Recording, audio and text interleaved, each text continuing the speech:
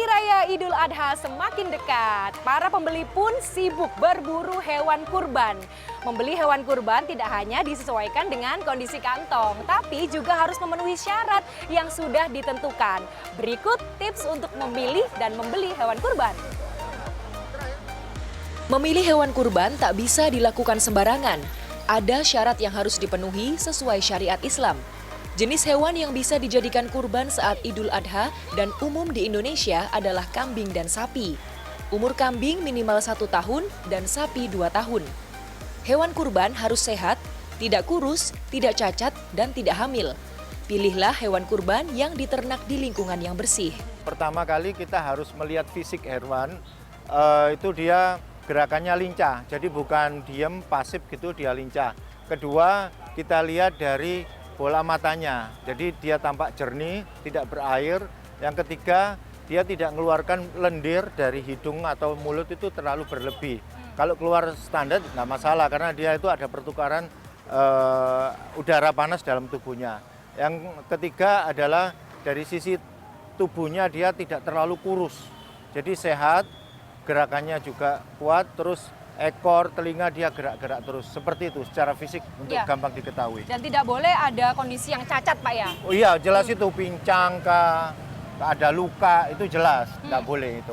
Kemudian soal usia, Pak, kan berbeda antara sapi dan kambing. Ya, kalau sapi itu sekitar 2 tahun yang disyaratkan oleh aturan agama. Kalau kambing itu 1 tahun, kalau domba bisa 1 tahun kurang, seperti itu. Nah, itu untuk mengetahui ya, mengetahui dari giginya ini. Gigi. Apa, Pak? Nah, ini kan 2 besar ini. Nah, dia ini berarti sudah usia 2 tahun. Karena satu itu menunjukkan 1 tahun, berikutnya 1 tahun. Seperti itu. Kalau kambing sama juga, dari poil dari giginya sama. Untuk mengantisipasi penularan seperti penyakit mulut dan kuku, hewan kurban juga harus divaksin. Jika sudah dinyatakan sehat, hewan-hewan kurban akan mengantongi surat keterangan kesehatan hewan atau SKKH dan eartag. Itu wajib, kalau vaksin itu wajib. Kalau nggak divaksin, saya sebagai pembeli pasti akan bertanya, vaksinnya ini udah divaksin belum? Kalau belum ya saya nggak akan mau. Setelah dibeli, biasanya hewan kurban dititipkan di lapak penjual hingga mendekati Hari Raya Idul Adha.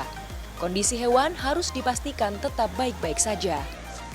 Saat hewan sudah dibeli oleh para pemesan dan dititipkan di lapak, maka kita akan jaga. Jangan sampai hewan itu menyusut dari sisi bobotnya juga. Jadi kita benar-benar berikan treatment yang bagus. Selain makannya, minumnya, juga kita kadang vitamin, dan yang paling penting adalah kebersihan. Dengan memenuhi syarat yang telah ditetapkan, penjual bisa tenang menjajakan dagangannya karena bisa meminimalisir kerugian akibat kematian hewan. Pembeli pun senang mendapat hewan kurban yang sehat dan layak. Kanzata Marindora, Andreas Wicaksono, Surabaya, Jawa Timur.